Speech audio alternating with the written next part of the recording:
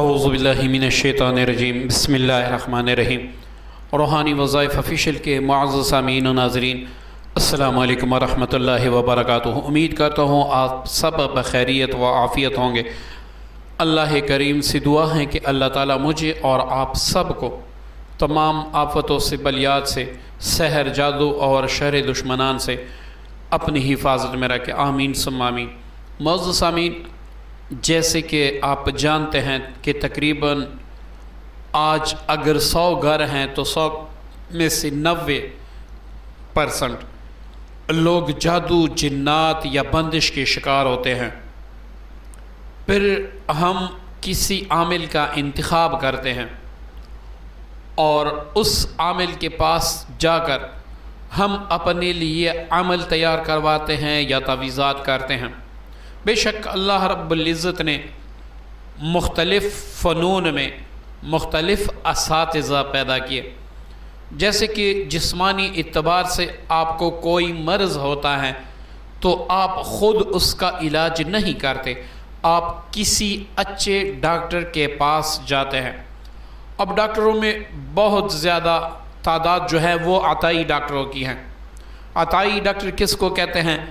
جس نے نقل مار کر یا پھر جس نے پیسے دے کر ڈاکٹری کی ڈگری حاصل کی ہو، نہ اس کو اچھے کا پتہ ہو نہ ہی برے کا پتہ ہو، اور آج کل تقریباً ہمارے پاکستان میں یہی کچھ ہے۔ ایسے ہی اگر ایک دودھ بیچتے ہوئے شخص کو آپ دیکھیں کہ وہ خالص دودھ میں کتنا پانی ملاتا ہے، مطلب پانی کا مقدار زیادہ ہوتا ہے، دودھ کا مقدار کم ہوتا ہے۔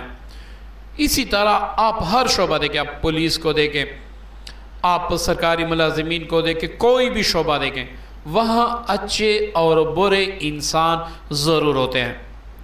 اب معزز سامعین، جادو جنات کا علاج ہو یا پھر جسمانی کوئی علاج ہو، آپ کسی ڈاکٹر سے علاج کریں یا کسی عامل سے علاج کریں یا کسی حکیم سے علاج کریں، ایک بات ذہن میں رکھیں، یہ بات بڑے پتے کی ہے۔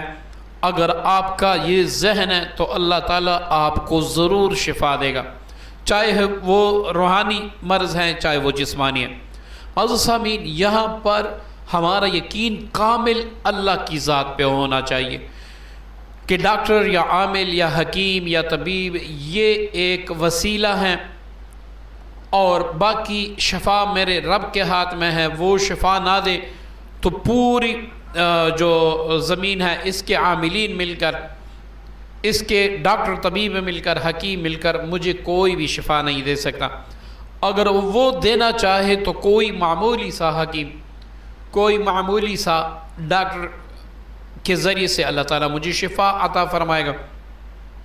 اسی طرح فن عملیات میں بھی لوگوں نے دیکھا کہ بھائی پیر گدی نشین جو ہوتے ہیں وہ صرف گدی پر بیٹھے ہوتے ہیں اور جاہل مرید ان پہ پیسے نشاور کرتے رہتے ہیں، اور ان کا بس کاروبار ہی یہی ہوتا ہے، نہ ان کو آپ کے دین سے کوئی غرض ہوتی ہے، نہ وہ یہ چاہتے ہیں کہ آپ دیندار بن جائیں، بس ان کا پیر مریدی کا طریقہ یہی ہے کہ آپ ان پہ لٹاتے جائیں اور وہ عیش کرتے جائیں۔ یہی بس پیری مریدی کا تقریباً پاکستان میں، انڈیا میں بس پیری مریدی کا مقصد یہی ہے۔ حالانکہ پیری مریدی ایک اعلیٰ چیز ہے، ایک اعلیٰ مرتبہ ہے۔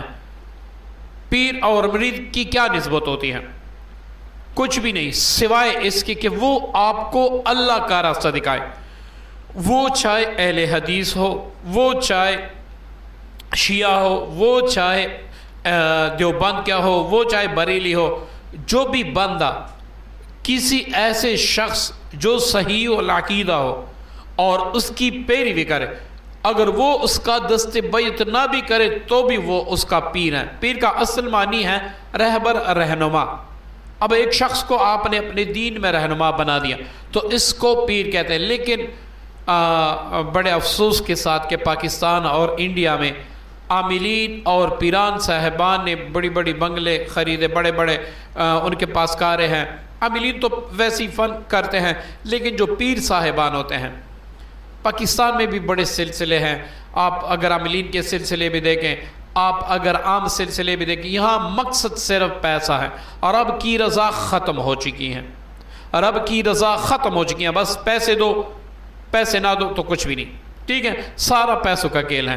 اب یہ ساری وضاحت اس لیے کی کہ یہ لازماً نہیں ہے کہ آپ خود اپنا علاج کریں گے اور آپ کو شفا نہیں ملے گی۔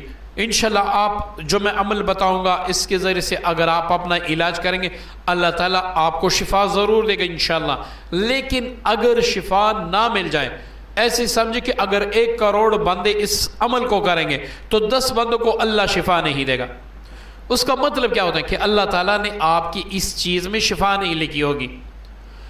اب آپ اپنے لیے شفا مقرر کرنا چاہتے ہیں کہ اللہ تعالیٰ مجھے ضرور شفا دے، تو یہاں پر آپ کا یہ تعویذ لکھتے وقت یہی ذہن میں ہونا چاہیے کہ تعویذ اصل میں کچھ بھی نہیں، اس میں اگر شفا رکھی ہے میرے رب نے رکھی ہے، اس میں اگر تاثیر رکھی ہے میرے رب نے رکھی ہے، اس سے اگر مجھے شفا بھی دے گا میرا رب دے گا۔ یہ اہل سنت کا عقیدہ بھی ہے، یہ دیوبند کا عقیدہ بھی ہے، یہ بریل کا عقیدہ بھی ہے، اور یہ اہل حدیث کا یہ عقیدہ بھی ہے، یہ شیعہ کا عقیدہ بھی ہے کہ اللہ نہ چاہے تو کچھ بھی نہیں ہوتا، اللہ چاہے تو سب کچھ ہوتا ہے۔ اللہ نے مختلف وسائل پیدا فرمائے ہیں۔ معزز سامعین، جو بھی چیز ہوتی ہیں اللہ تعالیٰ کے امر سے ہوتی ہیں، وہ حاکم الحاکمین ہیں، وہ علیم بذات الصدور ہیں، وہ مالک الملک ہیں، اللہ لا الہ الا هو الحی القیوم ہے، وہ وَإِلَٰهُكُمْ إِلَٰهٌ واحد لا الہ الا هو الرحمن الرحیم ہے۔ اس کے حکم کے بنا ایک پتا بھی زمین پر نہیں ہل سکتا۔ اس لیے آپ کو پہلے سے بتا دیا کہ یہاں پر آپ کا یقین اگر اللہ پہ ہے تو اس تعویذ کی جو برکتیں انشاءاللہ ہوں گی وہ آپ ساری زندگی یاد رکھیں گے۔ اپنا علاج آپ خود بھی کر سکیں گے، لیکن اگر آپ اپنا علاج خود نہیں کر سکتے تو آپ کسی اچھے عامل، دیندار عامل کے پاس جائیں۔ لوگ آپ سے کہیں گے کہ بھئی عاملین فراڈ ہیں، ایسے ایسے لوگوں کو لوٹتے ہیں۔ وہ بندہ جو کہتا ہے کہ عاملین لوٹتے ہیں وہ خود بھی ایک بھکاری ہوتا ہے اور وہ خود بھی ایک لٹیرا ہوتا ہے۔ اب آپ دیکھیں نا، کوئی بندہ تبلیغ میں جاتا ہے، تبلیغ اچھی چیز ہے، بری چیز نہیں ہے، لیکن وہ سود خور بھی ہے۔ اب وہ دوسروں کو کہتا ہے کہ بھئی فلاں سود خور ہیں، فلاں سود خور ہیں، اب یہ خود نہیں سوچتا کہ میں بھی سود خور ہوں، یہ تبلیغ مجھے کوئی فائدہ نہیں دے گی جب تک میں سود سے توبہ نہ کروں، یہ میلاد منانا مجھے کچھ بھی فائدہ نہیں دے گا جب تک میں سود سے توبہ نہ کروں، یہ زنجیر زنی مجھے کچھ بھی نہیں دے گی جب تک میں توبہ نہ کروں سود سے۔ کسی بھی شعبے، کسی کا مسلک کا انسان ہو، اگر وہ سود کرتا ہے، وہ جھوٹ بولتا ہے، وہ غیبت کرتا ہے اور اس کو نہیں چھوڑتا، اس کے دل میں احساس بھی نہیں ہے کہ میں چھوڑوں گا، تو وہ خطا پہ ہیں۔ معزز سامعین، تو آپ کی نیت یہ ہونا چاہیے آپ خود اپنا علاج کر سکیں گے انشاءاللہ۔ نقش میں بتاؤں گا، آپ نقش کو غور سے دیکھیں، نقش پر کس طرح عمل کرنا ہے، کس طرح گھر کی صفائی کرنی ہے، کیونکہ اگر جنات جادو کا اثر ہے پہلے آپ اپنے گھر کی صفائی کریں گے، صفائی آپ کس طریقے سے کریں گے، اس کے بعد یہ تعویذ لگا کے خاتمہ کس طرح ہوگا وہ دیکھیے گا۔ معزز سامعین، جیسے کہ آپ کو اسکرین پر نظر آ رہا ہے،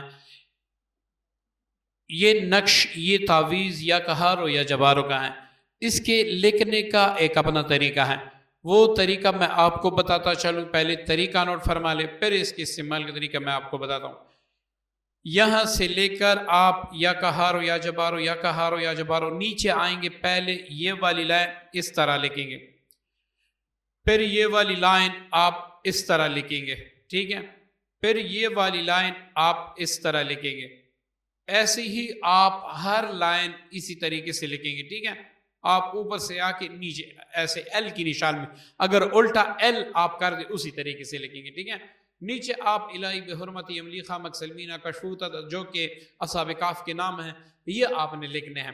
ایسے ہی آپ نے 7 تعویذ لکھنے ہیں، کسی بھی دن، کسی بھی وقت، کسی بھی سیاہی سے، ٹھیک ہے، ایسی چیز سے لکھیں کہ وہ پانی میں حل ہوں، ٹھیک ہے، یہ لکھائی جو ہے یہ پانی میں مٹ جائیں، ایسے کسی مارکر سے یا پین سے نہ لکھیں کہ یہ لکھائی پانی میں مٹ نہ سکے، ٹھیک ہے۔ آپ نے اس طریقے سے 7 لکھنے ہیں۔ اب جب 7 بار لکھیں گے تو آپ 1050 بار یا کہارو یا جبارو یہ پڑھ کر اس پر دم کریں گے، اور 101 بار یہی دعا پڑھ کے، یعنی اصحاب کہف کے نام پڑھ کے ان تمام 7 کاغذوں پر دم کریں گے، ٹھیک ہے۔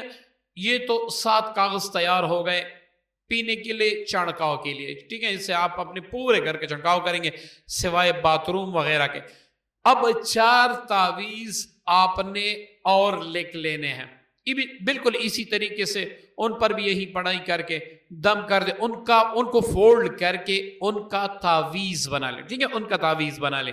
4 تعویذ وہ ہو گئے، 7 تعویذ پینے والے ہو گئے۔ یہ کتنے بن گئے؟ 11۔ اب آپ نے کیا کرنا ہے، پہلے آپ نے اپنے گھر میں ایک بار روزانہ فجر کے بعد اور ایک بار مغرب کے بعد، یعنی آذان مغرب کے ہو جائے اس کے بعد، آپ نے کسی بھی ڈیوائس سے یا کمپیوٹر سے یا موبائل سے آپ نے سورہ بقرہ اپنے گھر میں لگانی ہے۔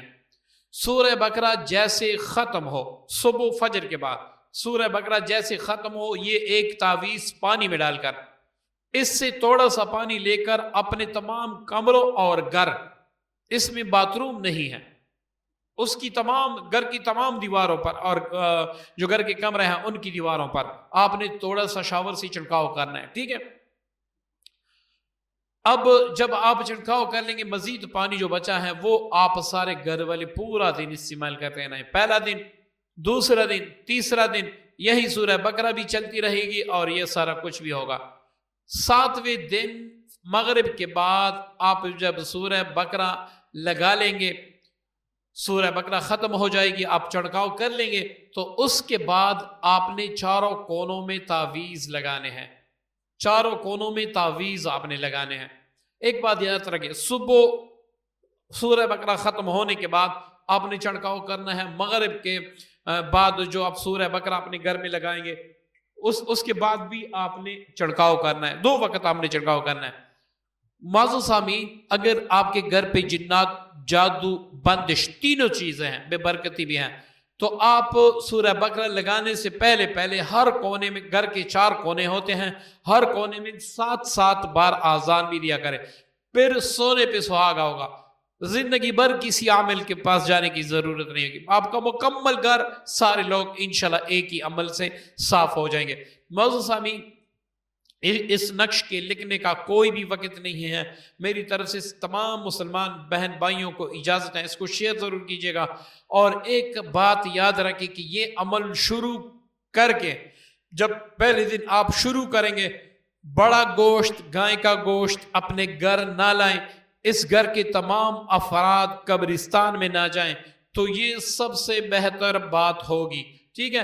اب کیوں نہ جائیں، کیوں بڑا گوشت نہ گائیں، اگر نہ کھائیں، اگر اس پہ میں مفصل بات کروں گا، ویڈیو کافی لمبی ہو جائے گی، اور میرا کام ہے آپ کو عمل سمجھانا تاکہ اس سے آپ کو فائدہ ہو۔ اگر آپ کسی دوسرے کے لیے کرنا چاہتے ہیں تو پہلے یا کہاروں یا جباروں کی زکوٰۃ ادا کریں، جب آپ اس کے عامل بن جائیں گے پھر آپ کسی اور کو بھی دے سکیں گے تو انشاءاللہ فائدہ ہوگا۔ اگر آپ اپنے لیے کریں گے تو میری اجازت ہے انشاءاللہ اس سے آپ کو یقین ضرور اللہ تعالیٰ آپ کو شفائے کاملہ عطا فرمائے گا۔